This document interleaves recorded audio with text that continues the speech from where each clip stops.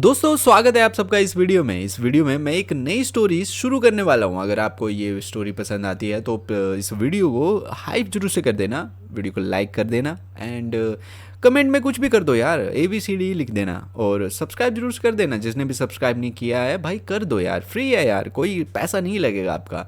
और हाँ, इस वीडियो में मैं बस आपको यही बताना चाहता हूँ कि इसमें मैं लाइक टारगेट रखना चाहता हूँ। इसमें 150 लाइक जैसे ही कंप्लीट हो जाएगा वैसे ही मैं सेकंड पार्ट अपलोड कर दूंगा। अब कुछ भी करो यार, कमेंट करो, लाइक करो, सब्सक्राइब करो और शेयर करो, जो करना है करो भाई, और इस स्टोरी का एंजॉय करो। अब कहानी की शुरुआत होती है और हमें एक रहस्यमय जगह दिखाई जाती है जिसका नाम है लिहान कॉन्टिनेंट, जिसे लोग इमोर्टल की कॉन्टिनेंट भी कहते हैं क्योंकि यहाँ लोग कल्टीवेशन करके इमोर्टल बन जाते हैं। जो इमोर्टल बनता है उसे कल्टीवेशन मास्टर कहा जाता है और उसकी ताकत इतनी होती है कि वो सिर्फ एक स्लैश से पूरी कॉन्टिनेंट को तबाह कर सकता है। इसलिए आम लोग अपनी पूरी जिंदगी इन कल्टीवेशन मास्टर को ढूंढने और उनसे सीखने में लगा देते हैं ताकि वो भी इस इमोर्टलिटी के रास्ते पर चल सके और खुद को इमोर्टल बना सके। अब कहानी में एंट्री होती है एक छोटे बच्चे की जो कि पहाड़ पर चढ़ रहा होता है और खुद से ही बोल रहा होता है कि उसकी माँ ने उससे कहा था कि अगर उसे इमोर्टल बनना है तो उसे पहाड़ की चोटी तक पहुंचना ही होगा, क्योंकि अगर वो कल्टीवेशन करके इमोर्टल बन गया तो एक दिन वो एक खूबसूरत पत्नी से शादी कर पाएगा और अपनी सारी इच्छाएं पूरी कर पाएगा। लेकिन कल्टीवेटर बनना इतना आसान नहीं है क्योंकि इसके लिए एक अच्छे से मास्टर की जरूरत होती है और सेक्ट भी अच्छा होना चाहिए। वो बच्चा अब तक जितने भी सेक्ट में गया सबने उसे बाहर निकाल दिया और कहा कि उसके अंदर कोई टैलेंट नहीं है जिसकी वजह से वो उसे अपने सेक्ट में रख सके। इस वजह से सब लोगों के यानी कि सब सेक्ट से वो हारा हुआ है। अब उसके पास सिर्फ एक ही सेक्ट बचा हुआ है जिसका नाम है डिवाइन इमोर्टल सेक्ट। लेकिन जब वो वहां पहुंचता है तो दूर दूर तक कोई सेक्ट नजर नहीं आता, सिर्फ एक पुरानी झोपड़ी दिखती है जिसमें बस सूखी घास फूस पड़ी है। वो बच्चा निराश होकर कहता है कि ये पूरा फ्रॉड लग रहा है और उसने यहाँ आकर अब बस अपना टाइम वेस्ट किया है। वो वहां से जाने ही वाला होता है कि तभी एक बंदा आकर उसका पैर पकड़ लेता है और कहता है कि यार प्लीज मत यहाँ से मत जाओ। बच्चा हैरान होकर पूछता है कि अरे चचा तुम कौन हो? तो वो बंदा कहता है कि मैं इस डिवाइन इमोर्टल सेक्ट का मास्टर हूँ और मेरा नाम है वैंग फैंग और वैंग फैंग हमारी इस कहानी का मेन कैरेक्टर होने वाला है, तो मैं इसे वैंग करके बुलाऊंगा। इसके बाद वैंग अपनी कहानी बताता है हम लोगों को कि वो इस दुनिया से नहीं बल्कि पृथ्वी से है। पहले वो एक कॉमिक आर्टिस्ट था और 3 दिन पहले ओवरवर्क के कारण उसकी मौत हो गई। अब पता नहीं कैसे उसकी आत्मा उसकी बॉडी से निकलकर इस दुनिया में आ गई जो उसके लिए बिल्कुल नई चीज थी। वो यहाँ इस वर्ल्ड में गिरते हुए एंटर कर गया। जैसे ही मेरी टक्कर हवा में तलवार पर उड़ रहे एक व्यक्ति से होती है मैं जमीन पर गिर जाता हूँ और चिल्लाकर कहता हूँ कि क्या ये बंदा सच में सड़क के ऊपर उड़ रहा है? तो क्या मैं सच में इस इमोर्टल वर्ल्ड में आ चुका हूँ? लेकिन एक मिनट ठहरो, अगर ये इमोर्टल है तो क्या इसके अंदर तमीज नाम की कोई चीज नहीं है? क्योंकि मैं इससे टकरा कर नीचे गिरा और इसने मेरी तरफ एक बार भी देखा नहीं कि भाई तू ठीक है या नहीं, पूछ ही लेता कमीने। तभी अचानक मेरी आंखों के सामने एक सिस्टम डिस्प्ले आता है और वो बताता है कि मुबारक हो होस्ट, अब आप इस लैंड यानी कि कॉन्टिनेंट में पहुंच चुके हो और रिवॉर्ड के तौर पर मुझे स्ट्रॉन्ग सिस्टम मिलता है, स्ट्रॉन्ग सेक्ट सिस्टम मिलता है जो मुझे पावरफुल बनाएगा। अब ये सुनते ही मैं एक्साइटेड हो जाता हूँ और चिल्ला पड़ता हूँ कि वाह रे, मुझे चीट सिस्टम मिल गया गाइस। इसका तो पता नहीं, पर मैं भी कभी कभी सोचता हूँ कि यार मरने के बाद पता नहीं कभी हो तो भाई मैं भी सिस्टम फाड़ दूंगा। अब इसकी मदद से मैं इस वर्ल्ड का सबसे ताकतवर कल्टीवेटर बन जाऊंगा क्योंकि अब मुझे heaven defying spiritual energy techniques और इनविजिबल आर्टिफैक्ट्स मिलेंगे जिनसे मुझे कोई हरा नहीं पाएगा। लेकिन तभी 2 नोटिफिकेशन आती हैं जो बताती हैं कि अभी मेरे पास कुछ भी नहीं है। भाई हद्दी है। और मेरा पहला टास्क ये है कि मुझे सबसे पावरफुल सेक्ट बनाना होगा और उसकी ग्लोरी पूरे वर्ल्ड में फैलानी होगी।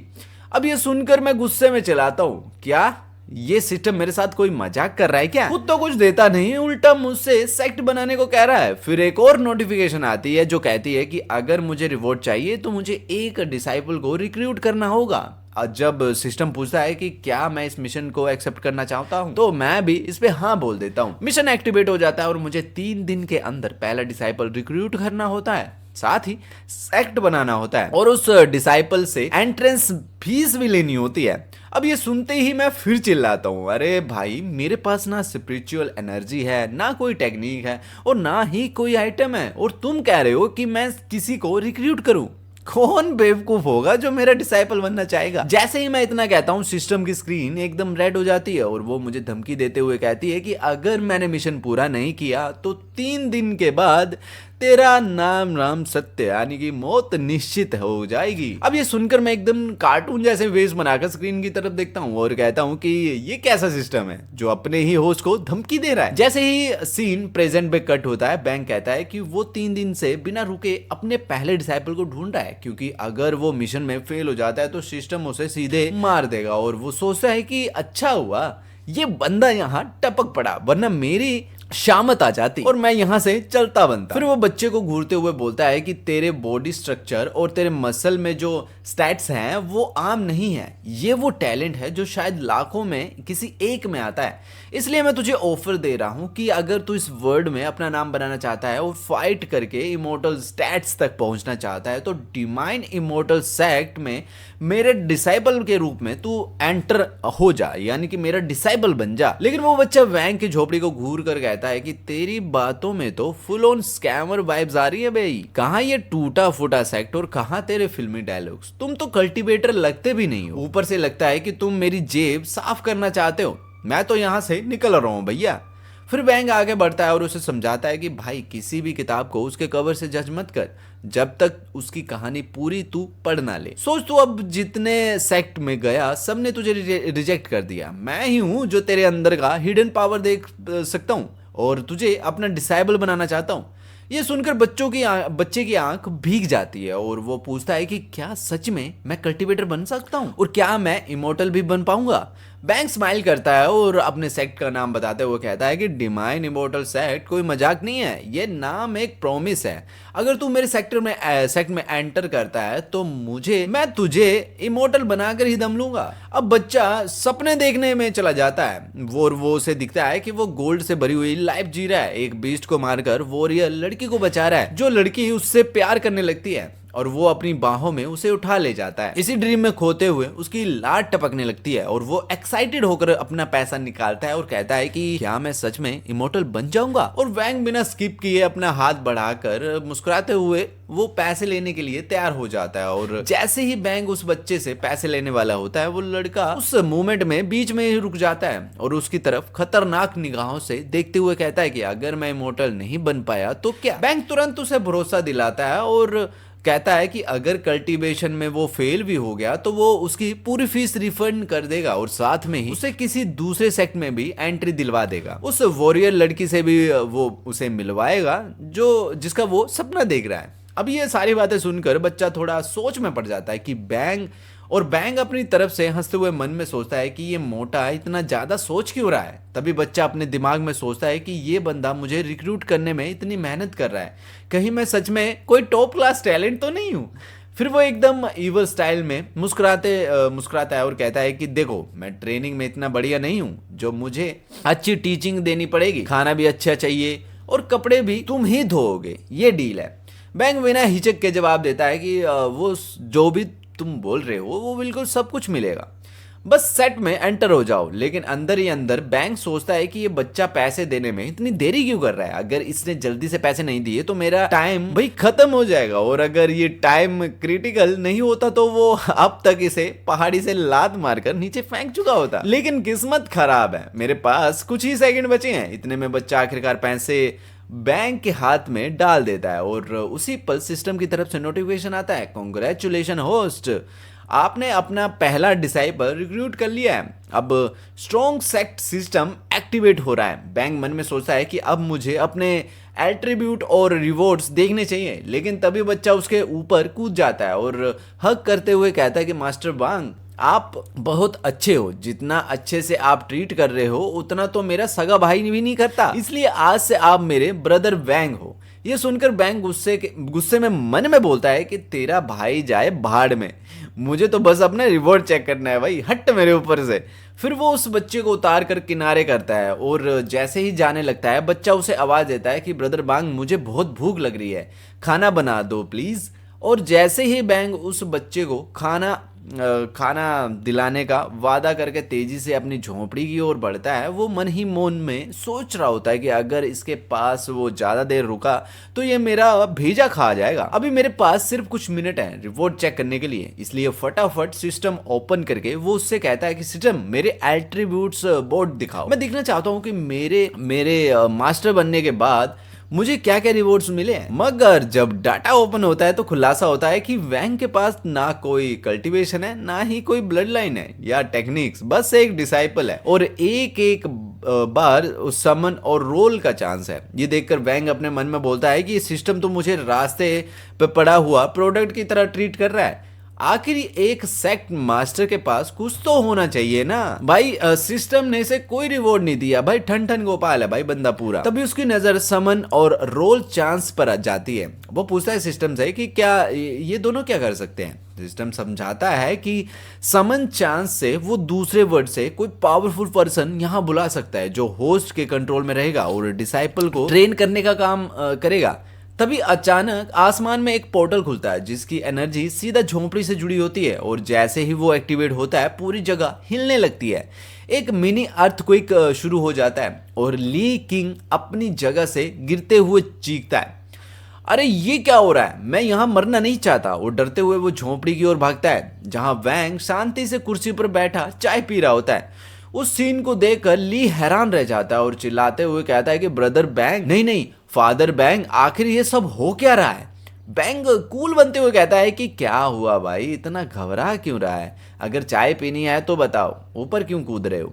लेकिन ली डरा हुआ जवाब देता है कि मैं चाय के लिए नहीं आया, बाहर एक बहुत ही पावरफुल बंदा आया है, लगता है वो हमें ही खत्म करने आया है। और जब वो रिवील होता है कि वो पर्सन कोई मामूली नहीं बल्कि व्हाइट क्लाउड सिटी का मास्टर है, इसका नाम है यंग चांग।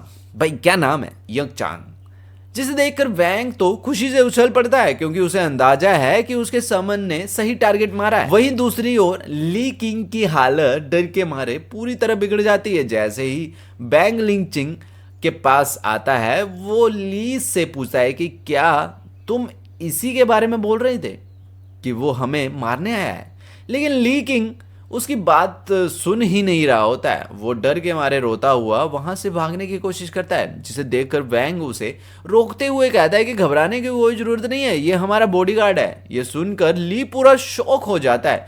वो हैरानी से बोलता है कि सेक्ट मास्टर, आपने तो बताया ही नहीं कि हमारे पास इतना स्ट्रॉन्ग बंदा है, ये किस लेवल का कल्टीवेटर है, क्या ये कनेक्शन स्टेज पे है या मिथिकल जनरल स्टेज पे। और अब मैंग मन में सोचते हुए सिस्टम से पूछता है कि जल्दी से इसका एट्रीब्यूट बोर्ड दिखाओ ताकि मुझे पता चल सके कि ये कितना ओवर पावर यानी कि ओपी है। अब मैं इस समन किए हुए बंदे को चैंग कह को बुलाऊंगा, ठीक है। स्क्रीन ओपन होते ही पता चलता है कि चैंग कोई आम बंदा नहीं बल्कि एक नोवल कैरेक्टर है जो फ्यूजन आइलैंड से है, जिसे व्हाइट क्लाउड सिटी मास्टर और स्वॉर्ड गॉड से भी जाना जाता है। उसका कल्टीवेशन नोबिलिटी स्टेज के पिनेकल पर है। उसकी technique over heaven flying sword है और वेपन भी उसी टेक्निक का हेवनली क्लास का वर्जन है जिसे फ्लाइंग रामो स्वॉर्ड कहते हैं। अब ये सब देख के वैंग थोड़ा उदासी से बोलता है कि एल्डर चैंग नोवेल्टी के टॉप पर है। और ये सुनते ही ली किंग पूरी तरह से स्टन होकर चिल्लाता है कि क्या ये जो बंदा आया है वो नोवेलिटी स्टेज के पिनिकल पर है और आप उसे बस कैजुअली डिस्क्राइब कर रहे हो। हमारे सोलर एम्पायर में जो स्टेज तक पहुंचता है उसे ही सबसे बड़ा टैलेंटेड और पावरफुल माना जाता है और आप उसे ऐसे बोल रहे हो जैसे कि वो कोई छोटा मोटा बंदा हो। अब ली के इस इंटेंस रिएक्शन को देखकर वैंग बहुत खुश हो जाता है और मन ही मन में सोचता है कि चलो इसका रिएक्शन ठीक है, इसका मतलब अब मुझे डरने की जरूरत नहीं है, मेरे पास अब एक स्ट्रॉन्ग गार्ड है। और तभी चैंग सीधा आकर वैंग को ग्रीट करते हुए कहता है कि सेट मास्टर, आपसे मिलकर मुझे बहुत अच्छा लगा। जिस पर वैंग थोड़ा कूल बनते हुए जवाब देता है कि एल्डर, आपको इतना फॉर्मल होने की कोई ज़रूरत नहीं है। लेकिन अंदर ही अंदर उसकी बॉडी एक्साइटमेंट से फटने वाली होती है। जैसे ही ली एल्डर चैंग की ताकत का पूरा प्रोफाइल देखता है, वो अपने मन में चिल्ला उठता है कि नोबिलिटी स्टेज का पिनिकल तो सबसे पावरफुल लेवल होता है, और अगर ऐसा बंदा भी सेक्ट मास्टर वैंग के सामने विनम्रता दिखा रहा है, इसका मतलब कि वैंग खुद कितना खतरे के लेवल पर होगा। अब ये सोचते ही लिए हैरानी से वैंग की तरफ देखने लगता है और मन ही मन में सोचता है कि आखिर ये सेट मास्टर कौन है और कहाँ से आए हैं।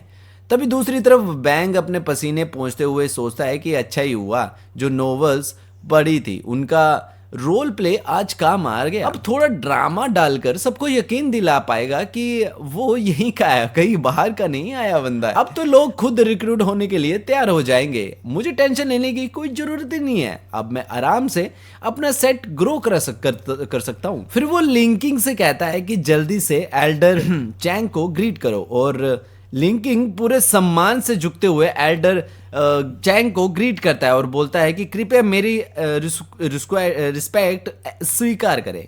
अब ये देखकर वैंग मुस्कुराते हुए मन में सोचता है कि जब इस बच्चे ने चैंग को देखा जब से इस बच्चे ने चैंग को देखा है, तब से एकदम तमीज में आ गया है।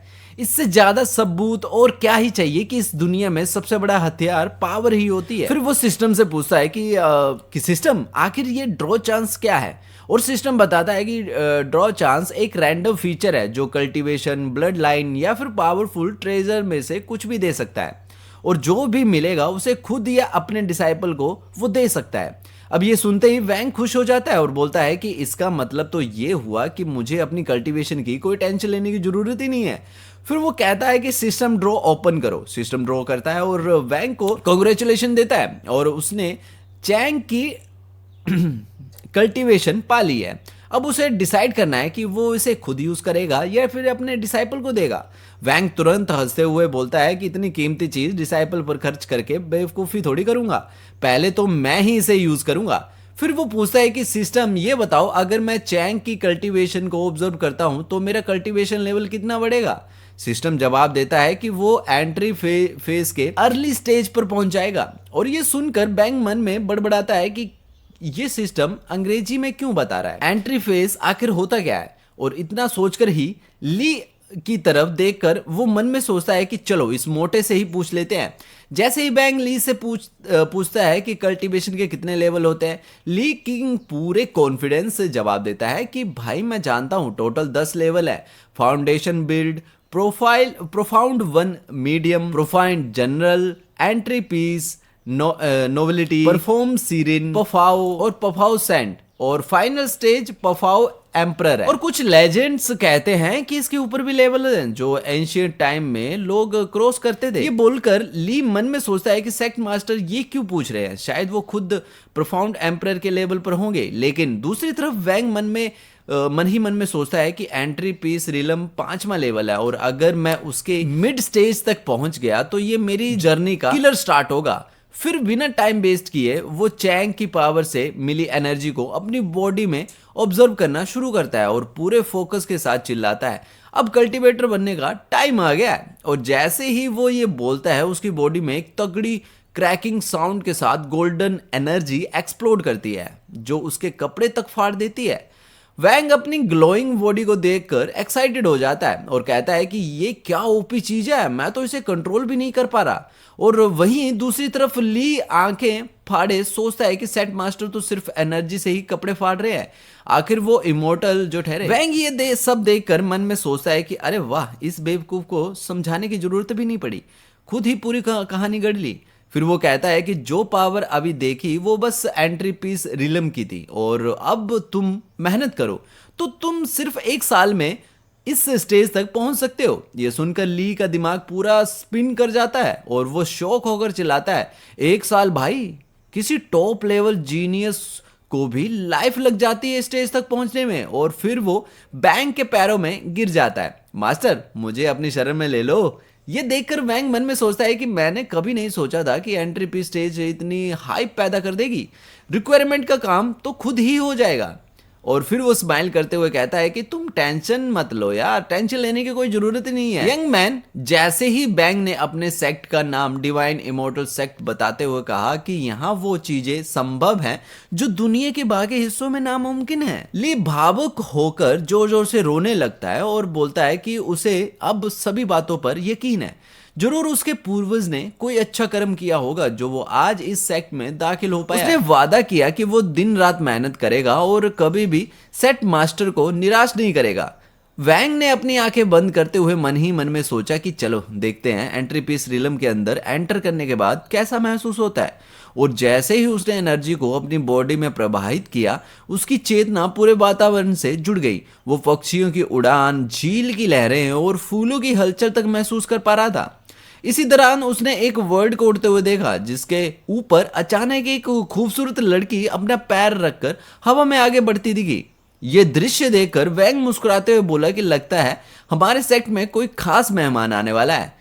एल्डर चैंग ने पुष्टि की कि ये लोग कल्टीवेटर्स हैं और उनका बैकग्राउंड और कल्टीवेशन लेवल साधारण नहीं लग रहा है। बैंग ने कहा कि ये हमारे सेक्ट की टेरिटरी है और आखिर वो यहाँ कैसे घुस रहे हैं, तो हमें उन्हें प्रॉपर ग्रीटिंग देना चाहिए। लेकिन वो मन ही मन में सोचने लगा कि ये लोग फ्रेंडली हैं या किसी मिशन पर आए हैं, लगता है ये दुश्मन भी हो सकते हैं।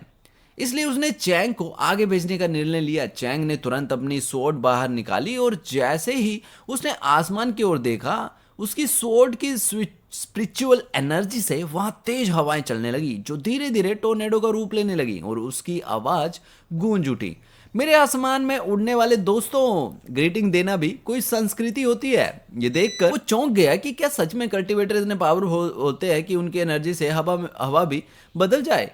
टोर्नेडो लड़की के पास पहुंच गया और वो भी चौंक कर बोल उठी, ये टोर्नेडो आखिर कहां से आया। जैसे ही स्टोन हेड और बाकी बंदे खुद को बचाने की कोशिश कर रही होती है, अचानक इमोर्टल सेक्ट का एक पेपर उस लड़की की ओर उड़ते हुए आता है, जिसे देखकर वो उसे खतरा समझ बैठती है और अपनी स्वॉर्ड से उस पर हमला करती है। तभी एल्डर चैंग तुरंत अलर्ट होते हैं और अपनी तलवार निकालते हुए कहते हैं कि जिस चीज को तुम डिस्ट्रॉय करने वाली हो वो हमारे सेक्ट की है। और इसके बाद वो एक जबरदस्त स्लैश करते हैं जो सीधा पेपर पर लगता है, जिससे वो पेपर चमकने लगता है और उस लड़की के चेहरे की तरफ उड़ता है, फिर जाकर उसके चेहरे पर चिपक जाता है, जिससे उसका बैलेंस पूरी तरह बिगड़ जाता है और वो सीधा आसमान से जमीन पर गिर जाती है।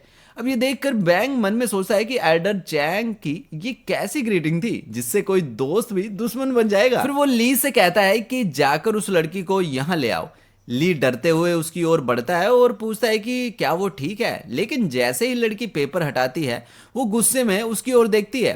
ली मन में सोचता है कि मेरी कोई गलती नहीं है, फिर भी ये मुझे ब्लेम ना करे।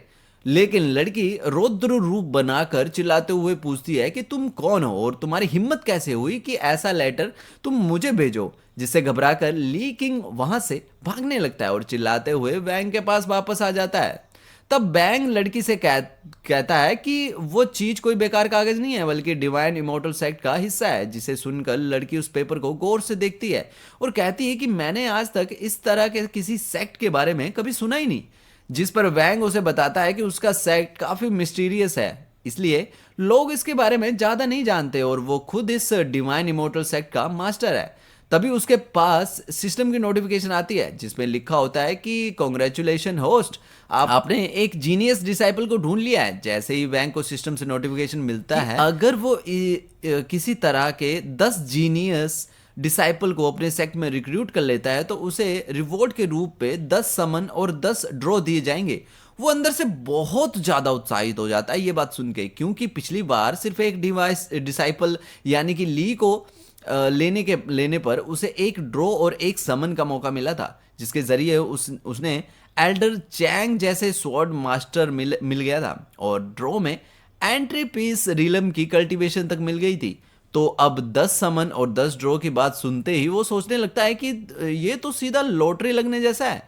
उसे बस ऐसे टैलेंट लोगों को ढूंढना है और उसका काम होता रहेगा और बाकी सब पावर अपने आप बढ़ जाएगी, क्योंकि इन जीनियस डिसाइबल में में से एक तो सामने ही खड़ी है, तो उसे अब हर हाल में उसे रिक्रूट करना ही होगा, जिसके लिए उसे अपनी बेस्ट स्किल यानी कि लोगों की बातों में लपेटने वाली कला का यूज करना होगा। फिर बैंग उस लड़की की ओर बढ़ता है और कहता है कि तुम्हारे अंदर एक्स्ट्रा ऑर्डिनरी टैलेंट है, तुम्हारे वोन स्ट्रक्चर और मसल्स भी मिलियंस में से एक एक हैं, और अगर तुम मेरे सेक्ट को ज्वाइन करती हो तो तुम कुछ ही समय में इमोर्टल स्टेज पर पहुंच सकती हो। ये सुनकर ली किंग फनी एक्सप्रेशन से मुस्कुराने लगती है, क्योंकि वैंग ने वही लाइनें उससे उससे भी पहली बार मिलने पर बोली थी। और अब वो वैंग से तीखे अंदाज में पूछती है, क्या आप जिससे भी मिलते हो उसे यही डायलॉग चिपकाते हो? ये सुनते ही बैंग बिना टाइम लगाए ली का मुंह पकड़कर उसे शांत करता है और लड़की की तरफ मुड़कर कहता है कि उसकी बातों पर ध्यान मत दे, ये हमेशा ऐसे ही मजाक करता रहता है। फिर वैंग लड़की से गंभीरता से पूछता है कि क्या वो सेट ज्वाइन करेगी। लड़की कुछ देर चुप रहती है और पेपर को पढ़ती है, जिसके बाद वैंग मन ही मन में सोचता है कि इस लड़की के पास वर्ड्स की मदद से उड़ने की एबिलिटी है, स्ट्रेंथ भी कमाल की है, थोड़ी नॉलेज भी है और उसका कल्टीवेशन तो उससे कम है, लेकिन कॉम्बैट एक्सपीरियंस सबसे ज़्यादा है, यानी कि उससे ज़्यादा है। इसलिए वो मानता है कि क्या ये लड़की उसकी बातों में इतनी आसानी से नहीं फंसेगी, क्योंकि उसकी ट्रिक सिर्फ ली जैसे भोले वाले लोगों पर काम करती है। तभी लड़की वैंग की तरफ देखती है और पूछती है कि क्या तुम वाकई डिवाइन इमोर्टल सेक्ट के मास्टर हो, और इस पेपर में जैसा लिखा है तुम सच में जीनियस डिसाइपलों को रिक्रूट कर रहे हो, तो क्या तुम्हें लगता है कि मैं इस सेक्ट में शामिल होने के लायक हूँ? जैसे ही बैंग अपनी मामूली सी ट्रिक से लड़की को प्रभावित करने में सफल होता है, वो अंदर ही अंदर बेहद खुश होता है और सोचता है कि उसने कभी उम्मीद नहीं की थी कि इतनी खूबसूरत और फेरी जैसी लड़की भी उसकी बातों में आ जाएगी और उसकी डिसाइबल बनना चाहेगी। लेकिन उसकी खुशी ज़्यादा देर टिकती नहीं, क्योंकि तभी सिस्टम की नोटिफिकेशन आती है जिसमें बताया जाता है कि बिना एंट्रेंस फीस के कोई भी डिसाइपल सेट में शामिल नहीं हो सकता। वैंग इस नियम से चिढ़कर सिस्टम को गुस्से से कोसता है और सोचता है कि उसने कितनी मुश्किलों से डिसाइपल को तैयार किया था, अब ये शर्त यार फिर से वादा बन गई। इसलिए वो लड़की की तरफ हाथ बढ़ाकर कहता है कि हमारे डिवाइन इमोर्टल सेक्ट का रूल है कि ज्वाइन करने से पहले एंट्रेंस फीस देनी होती है। लड़की प्यारा चेहरा बनाकर उसका हाथ पकड़ लेती और कहती है कि वो जल्दी में थी, इसलिए पैसे नहीं ला पाई, क्या वो बाद में ये पैसे दे सकती है? बैंक मजबूर होकर कहता है कि उसे सेक्ट के नियम फॉलो करने पड़ेंगे, क्योंकि बिना फीस के सिस्टम उसे डिसाइपल काउंट नहीं करेगा और कोई रिवॉर्ड भी नहीं मिलेगा। ये सब देखकर ली लड़की को देखकर मन में सोचता है कि इतनी सुंदर लड़की को भी सेट मास्टर फ्री में नहीं ले रहे, जबकि वो खुद पहला डिसाइबल था। तो उसकी हिम्मत सच में चमक गई कि वो इतने पावरफुल सेक्ट का हिस्सा बन गया है। और तभी वहां कुछ लोग आ जाते हैं जो लड़की को देखकर कहते हैं कि क्या तुम्हें लगा था कि तुम हमारे हाथों से बच निकलोगी? तुम्हारे पिता भी तुम्हें बचा नहीं पाए, तो क्या ये मामूली बंदे तुम्हें बचाएंगे? ये सुनकर लड़की गुस्से में फट पड़ती है और चिल्लाकर कहती है कि अब वो डिवाइन इमोर्टल सेक्ट की डिसाइपल है, तो उसकी इंसल्ट करने की किसी की भी हिम्मत नहीं होनी चाहिए, खासकर उसके सेक्ट मास्टर के सामने। और ये सब सुनकर वैंग मन में सोचता है कि उसे लगा था कि एक टैलेंटेड डिसाइबल मिल गई, लेकिन इसके पीछे तो पहले से ही खतरे मंडरा रहे थे। जैसे ही वो लड़का लड़की को डराने की कोशिश करता है और कहता है कि तुम जैसे कमजोर लोग इन मामूली बंदों से अपनी जान बचा सकते हो, बाकी सब हंसते हैं। और उनमें से एक बंदा दावा करता है कि वो प्रोफाउंड जनरल रिलम तक पहुंच चुका है और इन सबको एक हाथ से खत्म कर सकता है। यह सुनकर वैंग सोचता है कि प्रोफाउंड जनरल रिलम तो उसके नीचे है, लेकिन सामने 5 बंदे हैं और पता नहीं बाकियों का लेवल क्या है। तभी वो लड़की घबराने लगती है और ली उसे दिलासा देते हुए कहता है कि ये सिर्फ प्रोफाउंड रिलम के कीड़े हैं और सेक्ट मास्टर तो उंगलियों से इनको मसल रच सकते हैं। लेकिन ली की ये बात सुनकर दुश्मनों को गुस्सा आ जाता है और एक बंदा कहता है कि वो इस बच्चे का मुंह तोड़ देगा। वैंग को ली पर गुस्सा आता है कि वो हमेशा मुसीबत पैदा करता है। खुद के पास एंट्री पीस रिलम की पावर है, लेकिन कोई कॉम्बैट एक्सपीरियंस नहीं है। अगर हार गया तो सेक्ट मास्टर की इमेज खराब हो जाएगी और कोई भी डिसाइपल उसे सीरियसली नहीं लेगा। तभी लड़की वैंग के पास आकर कहती है कि सेक्ट मास्टर, आपका बहुत धन्यवाद जो आपने मुझे बचाया। मुझे उम्मीद है कि आप मेरी मदद करेंगे। बैंग उसे भरोसा दिलाते हुए कहता है कि जब तक वो उसकी टेरिटरी में है कोई उसे छू नहीं सकता, मगर मन में वो सोचता है कि वो दो धारी तलवार के बीच में खड़ा है। जैसे ही बैंग बोलता है कि चिंता की कोई बात नहीं है, तभी वो दुश्मन बंदा उसकी तरफ बढ़ता है और चिल्लाते हुए कहता है कि तुम्हारे जैसे बंदर की हिम्मत भी कैसे हुई हमारे मास्टर के सामने बड़बड़ाने की, अब तू मरेगा। और ये कहते ही जितने भी उसके साथी होते हैं सभी बैंग पर हमला करने के लिए दौड़ पड़ते हैं। बैंग उन सब को एक साथ हमला करते हुए देख के सोच रहा होता है कि अब तो मेरा बाजा बजना तय है, मेरा गेम ओवर होने वाला है। लेकिन तभी वो नोटिस करता है कि बाकी सबकी स्पीड तो बहुत ज़्यादा स्लो है और वो सोचता है कि कहीं मैं ही तो ज़रूरत से ज़्यादा फास्ट तो नहीं हो गया। इतना सोचते ही उसकी आंखों में चमक आ जाती है और वो बोलता है कि ओह मजे ही आ गए, इसका मतलब है कि इमोर्टल कल्टीवेशन सच में ओपी है, क्योंकि मैं अभी सिर्फ एक ही रिलम ऊपर हूँ और फिर भी इनको फाइट में इजीली आउटप्ले कर पा रहा हूँ। फिर वो उन सब के बीच से निकल जाता है और मस्ती में बोलता है कि भाई तुम लोग तो बहुत स्लो हो यार, क्या तुम लोग मुझे टच भी नहीं कर सकते। इतना बोलते ही वो कहता है, एमसी कहता है कि चैंग अब तेरी बारी है, अब शो टाइम। और चैंग सीधा अपने स्वॉर्ड उठा लेता है और पल भर में सब पर अटैक कर देता है। फिर उसकी स्वॉर्ड सीधे उन लोगों के लीडर की गर्दन पर रुकती है, जिसे देखकर वो बंदा एकदम पैनिक हो जाता है। फिर बैंग उसके पास जाता है और कहता है कि तू बोला था ना मुझे मार देगा, लेकिन देख देख तो सही तेरे बंदे जमीन पर पड़े हैं और वो तो मुझे टच भी नहीं कर पाए। और ये सब देखकर ली तो इतना खुश हो जाता है कि सीनियर सिस्टर से बोलता है कि मैंने तो सोचा था कि सेक्ट मास्टर बहुत स्ट्रोंग है, उन्होंने तो कुछ किया भी नहीं, बस एल्डर चैंग अकेले सब पर भारी पड़ गए। ये सुनकर सिस्टर भी शॉक होकर बोलती है कि मेरी आंखें शायद धोखा दे रही हैं, परफॉर्म डिलम के कल्टीवेटर्स इतने जल्दी हार गए, क्या ही थे वो लोग।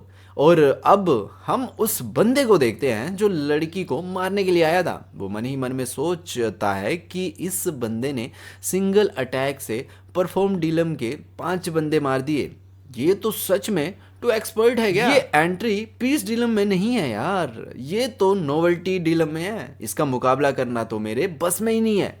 अब मेरे पास सिर्फ एक ही ऑप्शन बचता है, किसी तरह मैं अपने जान बचा लूँ यहाँ से और कुछ नहीं। वो सोचता है कि मुझे जान की भीख मांगनी होगी। फिर वो बोलता है कि सीनियर मेरा नाम लिन है और मैं यहाँ पर अंधा हो गया था, मैंने आपको पहचाना नहीं, ये मेरी गलती थी, सीनियर प्लीज़ मुझे माफ़ कर दो। और अगर आप मेरे फादर की बात करो तो वो याबरी एम्पायर के मर्क्यूरी हैं, अगर आपने मुझे छोड़ा तो मेरा फादर आपको धमाकेदार गिफ्ट देगा। और बस इतना सुनते ही सीन भाई ऐसा बनता है कि जब लड़की गुस्से में बस फटने ही वाली थी, तभी बैंग बोल पड़ता है कि सुनो मुझे किसी मरकस बर्कली से फर्क नहीं पड़ता, पहले तुम मेरे सेक्ट में बिना इनविटेशन घुस गए, फिर हमारे बारे में उल्टा सीधा बोला, यहाँ तक कि सेक्ट के सेक्ट को डिस्ट्रॉय करने की ट्राई भी की। अब क्या 2 लाइन बोल देने से सब ठीक हो जाएगा। और इतना सुनते ही लड़की तो हैरान हो जाती है, उसने सोचा भी नहीं था कि वैंग इतना डायरेक्ट बात करेगा। और ली तुरंत उसको शांत करता है, बोलता है सिस्टर चिंता की कोई बात नहीं है, सेट मास्टर तो अल्टीमेटली अच्छे इंसान हैं, वो इस बंदे को यूं ही जाने नहीं देंगे। और अब लड़की सोचती है कि लीनियो का बाप तो याबरी एम्पायर का मरकज है, खुद नोवेलिटी रिलम का कल्टीवेटर और 500 सोल्जर कमांड भी करता है, जो सारे के सारे प्रोफाउंड जनरल रिलम पर हैं, ऊपर से 10 आर्मी कमांडर जो एंट्री पीस रिलम तक पहुंच चुके हैं। तो इस आर्मी से तो पूरा याबरी एम्पायर कंट्रोल हो सकता है। इसलिए ये लेनियो जो है वो इतना घमंडी है, क्योंकि इसका बाप जो है भाई खतरनाक बंदा है। लेकिन अब जब वो देखती है कि वैंग ने उसकी पूरी इज्जत उड़ा दी है और उसकी बातों का कोई वेट नहीं दिया, उसकी बातों का कोई वेट नहीं किया, तो उसे लगने लगा कि इस दुनिया में अगर कोई है जो उसे बचा सकता है तो ये वो यही डिवाइन इमोर्टल सेक्ट है और उस डिवाइन सेक्टर का मास्टर है। और इतना सोचते ही वो बैंक के सामने सीधा घुटने पर बैठ जाती है, और जिस पर बैंक भी शॉक हो जाता है और पूछता है कि सिस्टर ये क्या हो गया, तो अचानक ऐसे डाउन क्यों हो गई।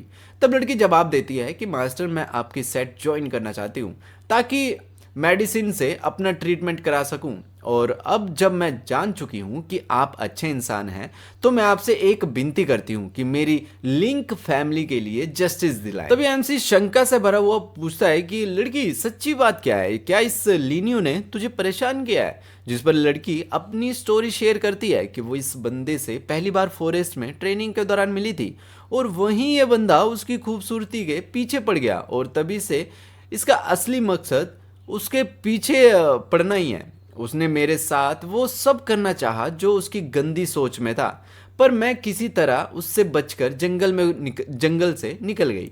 मुझे लगा कि घर पहुंचूंगी तो मैं सेफ रहूंगी, लेकिन जैसे ही मैं घर पहुंची मैंने देखा कि मेरा पूरा परिवार तबाह था। बूढ़े बच्चे महिलाएं कोई नहीं बचा, सबको बेरहमी से इसने मार दिया था। यहाँ तक कि मेरे फादर को तड़पा तड़पा कर मारा गया। फिर भी उन्होंने मेरी जान बचाने के लिए खुद को कुर्बान कर दिया और मुझे वक्त दिया ताकि मैं भाग सकूं। मैं जंगल की तरफ दौड़ी और वो साइको भी मेरे पीछे लग गया। अगर मेरे बाप ने यानी कि मेरे पिता ने अपनी जान देकर मुझे प्रोटेक्ट ना किया होता तो मैं कभी भी यहाँ तक आप तक, आपके सेक्ट तक, मास्टर तक नहीं पहुंच पाती। अब जब बैंग ने ये सब कुछ सुन लिया था तो बैंग ने अपने हाथ उसे देकर कहा कि रिलैक्स हो जाए, तुम चाहे डिसाइपल हो या नहीं हो कोई फर्क नहीं पड़ता, लेकिन तुम हमारे सेक्ट की टेरिटरी में हो तो सिर्फ तुम्हारे लिए जस्टिन मिलना पक्का है। ये सुनते ही लीफी की हालत खराब हो जाती है। लीफ, ये यार इसका नाम यार उल्टा फुल्टा ही है इनके नाम। जो बंदा होता है उसकी हालत खराब हो जाती है। वो वहां से भागने की कोशिश करता है, वो मिट्टी फेंक कर सबका ध्यान भटकाता है। लड़की चिल्लाती है कि सेट मास्टर, वो लीफी भाग रहा है। बैंग देखता है और सोचता है कि ये कैसा विलन है जो जान की भीख मांगने के बजाय भागने का प्लान कर रहा है। लगता है ये वर्जन 2.0 विलन है। पर जब तक एल्डर चैंग यहाँ पे है इसका भागना बिल्कुल नामुमकिन है। एल्डर अपनी स्वॉर्ड निकालते हैं और उनका ऑरा इतना पावरफुल होता है कि आसपास पड़े लोग हवा में उड़ने लगते हैं। बैंग सोचता है कि अच्छा हुआ मैं एंट्रीबीस रिलम पर पहुंच चुका हूं, वरना इस ओरे से तो मैं हवा में उड़ जाता, और अगर ऐसा होता तो उस समय मैं क्या ही मुंह दिखाता अपने डिसाइपल्स को। फिर हम देखते हैं कि एल्डर चैंग लाशों के ऊपर से स्टेप लेते हुए जंप करके सीधा लीफिन के ऊपर पहुंच जाते हैं, और इससे पहले कि लीफिन कुछ समझ पाए उसका अटैक सीधा लीफिन के माथे पर पड़ता है। लिविन का गेम ओवर हो चुका था, उसकी हालत इतनी खराब हो चुकी थी कि वो सांस भी ठीक से नहीं ले पा रहा था। और वहीं एल्डर चैंग ने उसे कड़क स्टाइल में उड़ाया और वापस रॉयल स्वैग के साथ लौटने लेकिन तभी लीफिन के गले का लॉकेट टूट गया और नीचे गिरने वाला था। तभी वो लड़की दौड़कर उसे पकड़ लेती है। फिर चैंग से रिपोर्ट करता है कि जैसा आप चाहते थे सर, लीफिन इस बार कहीं भाग नहीं पाए। और अब लड़की एल्डर की फ्लाइंग टेक्निक देखकर हैरान रह जाती है। उसके मन में चलता है कि यार ये तो जब मैंने पहली बार देखा था तब लगा था बस पावरफुल होगा, लेकिन अब तो जिस लेवल की स्किल ये दिख रही है वो तो चैंगल जैसे मरकज को भी एक हिट में स्प्लिट कर दे। वो सोचती है कि ये डिवाइन इमोर्टल्स सेक्ट है, इसके बारे में तो मैंने पहले क्यों नहीं सुना। इतने लेजेंड लोग यहाँ हैं और फिर भी उसे खुद पर शर्म आती है कि वो पहले यहाँ पर एरोगेंट बन रही थी, लेकिन इतने पावरफुल लोगों ने उसका साथ दिया। लड़की ने अपनी बेवकूफ़ी बातों पर एतराज़ किया। वो सोच रही थी कि इन्होंने मुझे मेरा सहायता भी की, साथ में पूरे सिचुएशन को सॉफ्टली हैंडल भी किया, और इतना ख्याल रखा कि बैंग उसके पास उसी समय आता है जब वो सोच रही होती है और कहता है कि मुझे पता है कि तुमने सेक्ट ज्वाइन करने की बात इसलिए की थी ताकि तुम खुद को सेव कर सको। और ये सुनकर लड़की थोड़ा सा शर्मिंदा हो जाती है, लेकिन बैंग मुस्कुराते हुए कहता है कि मैं नाराज नहीं हूँ, तुमने जो किया वो उस मोमेंट में सही था और शायद मैं भी उसी सिचुएशन में यही करता। इसलिए एक बार फिर पूछता हूँ, क्या तुम सच में हमारी सेक्ट की डिसाइपल बनना चाहती हो? अगर हाँ तो कुछ वक्त यहाँ रुको और अपने मन से डिसाइड करो, और फिर ज्वाइन करना चाहो तो तुम्हारा यहाँ पे वेलकम है। यह सुनकर लड़की की आंखों में चमक आ जाती है और वो अपनी फैमिली का जेड पेडेंट बैंक को देते हुए कहती है कि ये मेरी लिंग फैमिली की आखिरी निशानी है और मैं चाहती हूँ कि ये आपके सेक्ट की एंट्रेंस फीस बने, क्योंकि आपने मुझे नई जिंदगी दी है। बैंक उस पेंडेंट को लेते हुए सोचता है कि क्या सिस्टम इस पेमेंट को मान लेगा। अगर ये नहीं मानेगा तो मैं इसे बेच दूंगा और फिर उस पैसे को अपने सेक्ट में ऐड कर लूंगा। जिस लॉकेट को बैंक एंट्रेंस फीस समझकर ले रहा था वो लड़की के दिल का सबसे इमोशनल टुकड़ा था। जब उसने देखा कि लड़की ब्लश कर रही है तो उसे समझ नहीं आया, लेकिन फिर लड़की अपने पास्ट में चली जाती है जहां उसके फादर ने उसे बताया था कि ये जेड पेंडेंट उनके एंसेस्टर्स की निशानी है और जब उसे कोई ऐसा बंदा मिले जिससे उसे सच्चा प्यार हो तो वो इसे उनके पास रख सकती है। उस वक्त लड़की ने वादा किया था कि वो इसे कभी किसी को नहीं देगी, लेकिन आज वो वैंग को दे रही है क्योंकि अब उसे लगने लगा है कि वैंग सिर्फ मास्टर नहीं बल्कि वो पर्सन है जो उसकी दुनिया को दोबारा जोड़ सकता है। वहीं जब सिस्टम की डिस्प्ले आती है तो वो वैंग को बताती है कि उसने 10 में से एक डिसाइबल को चुन लिया है और रिवॉर्ड के तौर पर उसे एक समन और एक लकी ड्रॉ मिलेगा। बैंग उसे अपनाकर उसके कंधे पर हाथ रखता है और कहता है कि आज से उसका बदला और उसके सेक्ट का बदला होगा। उसके दुश्मन हमारे दुश्मन होंगे। और लड़की की आंखों में अब आंसुओं की जगह आग है। वो वहां पड़ी लकड़ी उठाती है और लिलिन की तरफ बढ़ती है। लिफिन यानी कि इनके नाम यार मिस्टेक हो जाए तो प्लीज माफ करना, फोटो से देख लेना, ठीक है। इनके नाम थोड़े अटपटे हैं तो उस हिसाब से। वो वहां पहुंचकर बोलती है कि तूने मेरी फैमिली को मारा, बच्चों तक को नहीं छोड़ा, आज तेरा खून बहेगा। अगर मैंने आज बदला नहीं लिया तो मैं खुद को लिंग फैमिली की यंग मिस नहीं मानूंगी। और फिर वो उस लकड़ी से लेफिन को पीटने लगती है। उसकी चीखें हवा में गूंजने लगती हैं, लेकिन लड़की की आंखें सिर्फ बदले से भरी होती हैं। वो चीखों को इग्नोर करते हुए कहती है कि जब तूने मेरे जेड पेंडेंट छीना और मुझे ह्यूमिलेट किया तब क्या सोचा नहीं था कि तेरा भी ये दिन आएगा। तू खुद को इस दुनिया का सबसे पावरफुल समझता था, लेकिन तूने मेरी फैमिली को डिस्ट्रॉय किया था। इसलिए आज मैं तुम्हें हर एक दर्द वापस लौटाऊंगी और तेरा शरीर छोटे छोटे टुकड़ों में काट दूंगी। वो लड़की अब पूरी तरह से रेड मोड में थी। उसने लकड़ी उठाई और ऐसे लिफिन को काटना शुरू किया जैसे उसकी हर चोट में वो सालों का गुस्सा निकाल रही हो। वो चिल्ला रहा था, दर्द से तड़फ रहा था और उसकी चीखें इतनी तेज थी कि आसपास का माहौल तक कांप गया। ली थोड़ा घबराया और बैंग से पूछा कि जूनियर सिस्टर ठीक भी है या नहीं है। बैंग ने शांत मूड में बोला कि ये बिल्कुल ठीक है, बस अपने दिल पे जो पत्थर था, उसका जो दिल का जो दर्द था, बस उसे लॉग आउट कर रही है। और फिर जैसे ही लीनियो का खेल लिफिन, अब लीनियो नहीं लिफिन बोलेंगे इसे, लिफिन का खेल खत्म होता है, वैंग को एक सिस्टम नोटिफिकेशन आती है जिसमें लिखा होता है कि तुम्हारे डिसाइपल लिंग फ्यू ने परफॉर्म जनरल रिलम के एक्सपर्ट को एलिमिनेट कर दिया है और तुम्हें 300 पॉइंट दिए जाते हैं। दोस्तों ये एपिसोड यहीं तक का था और अगर आपको ये स्टोरी पसंद आती है तो मैं इसे कंटिन्यू करूँगा, नहीं तो फिर फ़ायदा नहीं है ना। तो चलो मिलता हूँ नेक्स्ट एपिसोड के साथ, तब तक के लिए टेक केयर, बाय बाय।